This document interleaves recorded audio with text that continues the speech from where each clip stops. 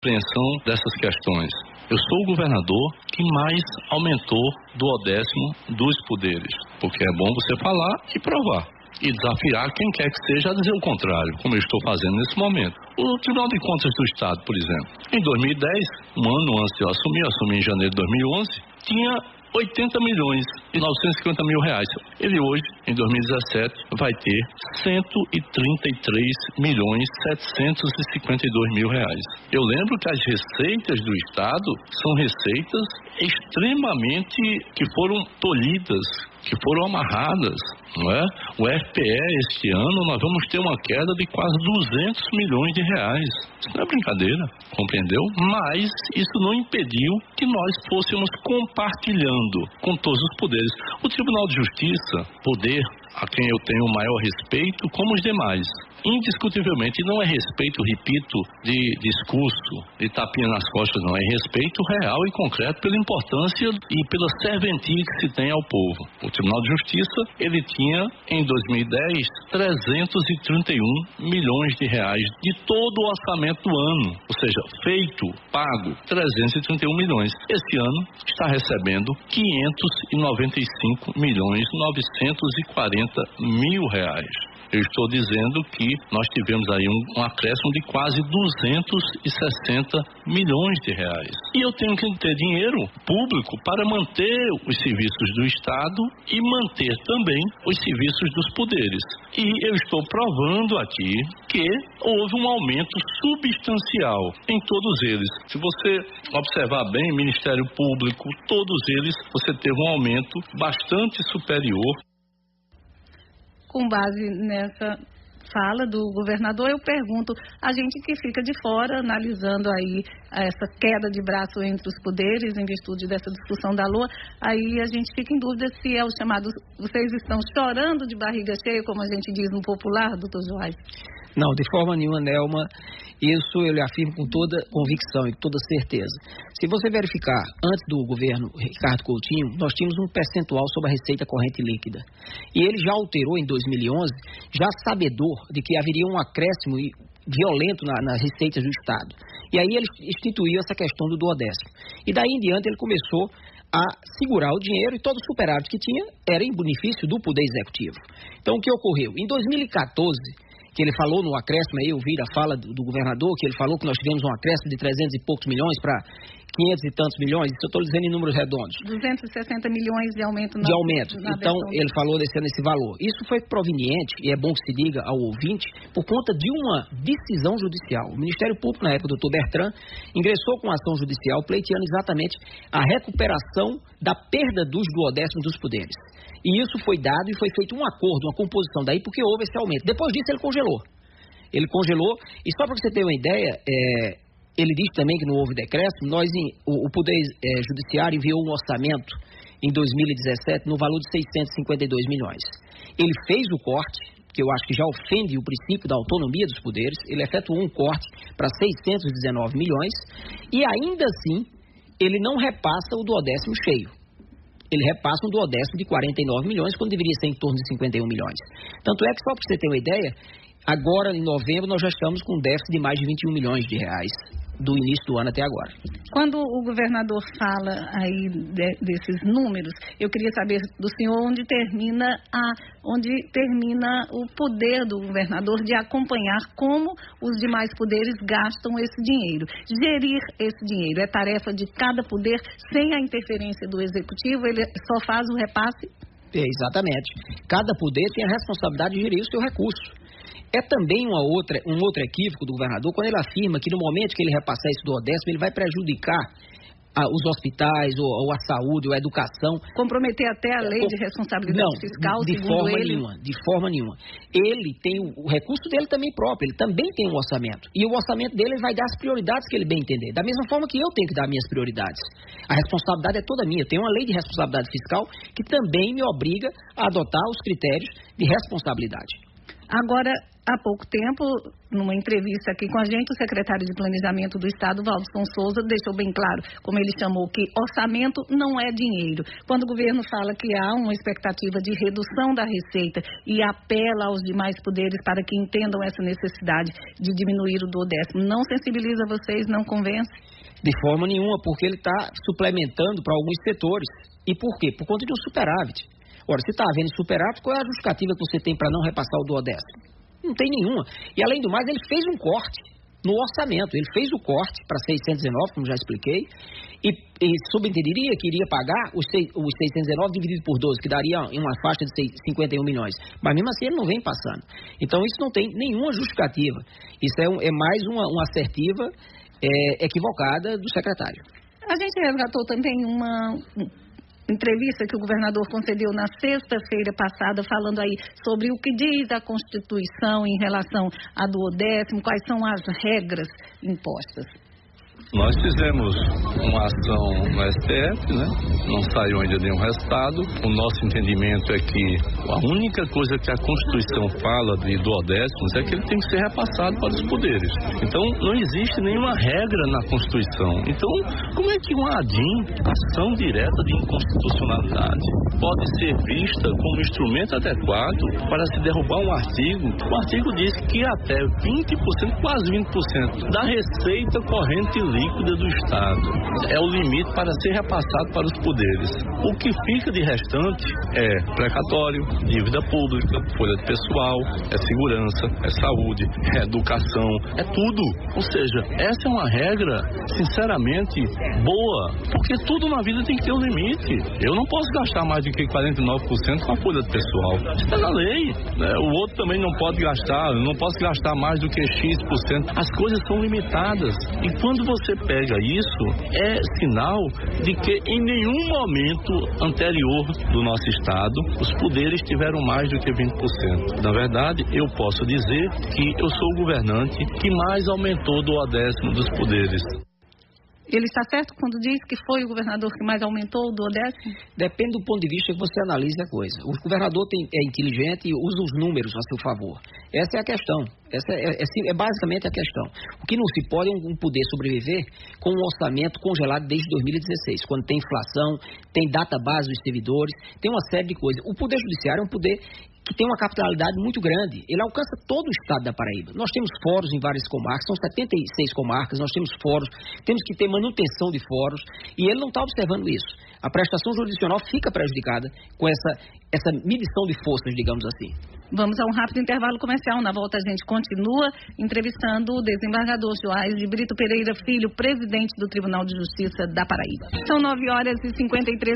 A gente volta ainda em estúdio com o desembargador Joás de Brito Pereira Filho, presidente do Tribunal de Justiça, falando sobre as dificuldades aí com a redução do duodécimo, essa queda de braço entre os poderes. Aí eu pergunto, doutor Joás, o senhor assumiu a presidência do tribunal em 1º de fevereiro de 2017. A gente nunca mais ouviu falar na reunião da chamada Comissão Interpoderes. Nem numa situação dessa vocês sentaram ali, tentaram chegar a um acordo? Isso é fato. Assumi em 1º de fevereiro e tive algumas audiências mais pessoais com o governador e nenhuma da Interpoderes. Eu ainda tentei, junto ao Ministério Público, na época com Bertrand, para que Bertrand convidasse a todos, o presidente do Tribunal de Contas, o próprio governador, o presidente da Assembleia, para termos uma reunião interpoderes, até para discutirmos essa questão da Lei de Diretrizes Orçamentárias, porque a Lei de Diretrizes Orçamentárias, ela precede a LOA, a Lei Orçamentária. Ela diz as diretrizes para a LOA. E já na época em que a LDO foi enviada para a Assembleia, eu tive a oportunidade de levantar um debate da inconstitucionalidade desse dispositivo que estava limitando e tolhendo a autonomia dos poderes. Então foi quando eu já comecei a discutir, debater essa questão, mas infelizmente a Assembleia aprovou da forma que foi feita. Daí porque a Associação dos Magistrados tomou a iniciativa de promover um ADIM, e o desembargador Fred concedeu uma liminar, me dando um prazo de 10 dias para que eu tão somente reajustasse o meu orçamento, não na realidade da minha necessidade, mas tão somente com a variação do IPCA do último ano, que foi apenas 3%. Isso foi feito, foi apresentado e a LOA voltou a tramitar normalmente, porque o discurso que havia era exatamente de que a LOA estaria suspensa e iria haver um prejuízo para o Executivo. Não, o desembargador Fred teve a cautela de não interferir no Poder Legislativo. Ele deu um prazo de 10 dias tão somente para que nós apresentássemos um novo orçamento, querendo. Senão, a LOA continuaria normalmente tramitando. Além desse impasse aí que envolve a LOA, o senhor comprou uma outra briga com o Poder Executivo, com o governo do Estado, quando anunciou aí o sequestro de bens para garantir o pagamento de precatórios. Caso que rende, que está lá em Brasília, já com recurso no STF. O que a gente deve esperar? Na verdade, Neoma, essa questão do sequestro é uma determinação da Constituição. Eu não posso deixar de sequestrar porque a responsabilidade recai sobre o gestor. Eu alertei o governador nas primeiras conversas que tive, expliquei que ele tinha que passar a pagar a questão dos precatórios mensalmente. Ele vem pagando um valor beneficiado por uma liminar concedida em um mandado de segurança, num valor simbólico, 11.300.000 mês. Esse valor não vai ser suficiente para cumprir o que determina a emenda constitucional que manda que sejam efetuados todos os pagamentos, a quitação dos precatórios até 2020, isso não vai ser suficiente. E mesmo assim, ele passou a pagar, a partir dessa conversa, em maio. E ficou, em abril, ficou pendente janeiro, fevereiro e março. E aí foi quando eu tive que tomar a iniciativa de fazer o sequestro. O senhor já foi notificado pelo ministro Fux para dar explicações sobre esse sequestro? Não, antes do ministro Fux, ele ingressou com uma medida, uma reclamação, que foi distribuída para o ministro Marco Aurélio, e a ministra Carmen Lúcia estava no período de recesso, em julho isso, ela tentou uma composição, eu compareci à audiência, mas o governador apresentou uma proposta que acredito que a ministra achou que não era conveniente, de pagar em 100 meses aquele atrasado de 3 meses que representava 33 milhões. A ministra não mandou me ouvir, o relator deu uma liminar autorizando o sequestro, mas pedindo para que não fossem efetuados os pagamentos, que o dinheiro ficasse retido e depositado, o que fiz, e posteriormente o próprio relator, o ministro Marco Aurélio, ele julgou improcedente a reclamação. Aí o governador entrou com a ADPF agora, numa tentativa de evitar o sequestro. E nessa ADPF, a distribuição caiu para o ministro Luiz Fux. O ministro Luiz Fux não se pronunciou liminarmente e mandou me ouvir. Eu estou aguardando a intimação para me pronunciar sobre isso. Enquanto isso, o sequestro está valendo. E o que o senhor tem a dizer ao ministro Fux? Essa é matéria de direito que eu terei que oficiar ao ministro e ele vai analisar. Então eu prefiro não me pronunciar sobre essa questão porque depende do ministro Fux. Além desse impasse em relação à LOA, outro assunto que chamou muita atenção foi o anúncio de desinstalação de comarcas. Ele tem a ver com essa redução do 10º, com essa redução de recursos? Tudo tem a ver com a redução de recursos. Veja, eu quando assumi no caso a presidência do Tribunal de Justiça, eu verifiquei o planejamento estratégico em alguns projetos. E alguns projetos interessantes. Então, eu vi a necessidade de avançar em alguns projetos. Por exemplo, esse das comarcas, que era um estudo feito pelo setor de planejamento estratégico, onde se constatou que algumas comarcas não preenchem requisitos objetivos estabelecidos na própria lógica, estabelecidos na lei, que definem critérios de população, critérios de número de processos distribuídos, uma série de critérios, área territorial, para que se possa se manter com a comarca. Então a ideia não é extinguir comarca, tem que ficar bem claro para isso, é desinstalar provisoriamente, para que no momento em que ela consiga alcançar os critérios objetivos, ela volte a funcionar normalmente. Agora, presidente, sempre há o que cortar e a gente ouve falar muito também nas mordomias que envolvem os poderes. Vocês abrem mão, por exemplo, de auxílio moradia, auxílio alimentação e outras ajudas de custo em nome desse momento de necessidade de economia? A questão do auxílio moradia é uma questão muito delicada que está sob júdice, vai ser decidida pelo Supremo ainda, estamos aguardando a decisão, o que vier será cumprido rigorosamente da forma que vier. Agora, o que ocorreu e é necessário que se esclareça, esse auxílio moradia foi dado à magistratura nacional por conta de não ter havido reajuste nos subsídios. Todas as categorias precisam de reajuste. Esse ano só deu reajuste aos funcionários públicos, mas a magistratura não teve. E não sofre reajuste há bastante tempo. Então, essa foi uma forma que o governo, e aí foi o governo federal, encontrou para dar um reajuste à magistratura sem alcançar, na verdade, a todos, porque não alcança os aposentados, o que é muito ruim. Eu não posso deixar deixar que o senhor saia daqui sem falar da 12ª Semana Nacional de Conciliação, aberta ontem em conjunto com o mutirão fiscal lá em Cabedelo. São ações aí em todas as áreas, com exceção aí da criminal, por exemplo, mas que as pessoas devem aproveitar aí esse período. Com certeza, é importante que as pessoas aproveitem essa oportunidade, essa semana de conciliação, que é uma política pública do CNJ e é uma forma de resolver problemas sociais. Envolve quase todas as comarcas. Quase todas as comarcas, inúmeras comarcas, inclusive as partes podem procurar em qualquer época, não precisa só ser na semana de conciliação. Vocês têm um núcleo de conciliação funcionando o ano inteiro. Que funciona o ano inteiro e que é possível as partes que queiram resolver os seus conflitos sociais, procurem o NUPEMEC através de seus advogados para que tentem uma conciliação. Nós temos obtido êxito em vários casos. Para a gente encerrar, é verdade que o senhor tem tentado marcar audiência com o governador Ricardo Coutinho, não tem conseguido? Acredito que agora mais de 4 semanas. Eu já disse na última reunião, na última audiência que tive, eu tentei há mais de 3 semanas, agora acho que já há mais de 4. E tenho procurado não só, eu liguei diretamente para ele, usei o meu celular, ele me deu o retorno, disse que ia marcar, mas até agora não conseguiu agendar. E eu depois tentei com outros secretários, com o procurador-geral, e até agora não obtive êxito.